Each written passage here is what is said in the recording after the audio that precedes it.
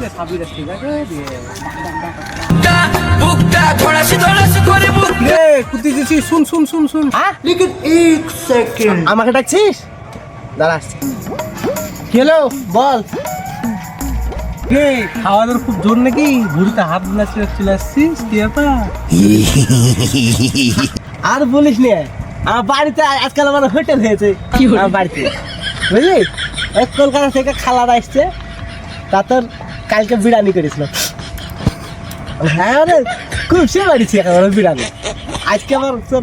পোলাও করছে সকাল থেকে বাড়িতে কি আনন্দ রে পোলাও বাড়িতে তো বিরাট আইটেম রে খাওয়া দাওয়া তো খুব ভালোই হয়েছে নাকি পোলাও পোলাও নাম শুনেছিস কোনোদিন নাম হ্যাঁ কত রকম তরকারি লাগে জানিস তো এই দেখ গোছ ডিম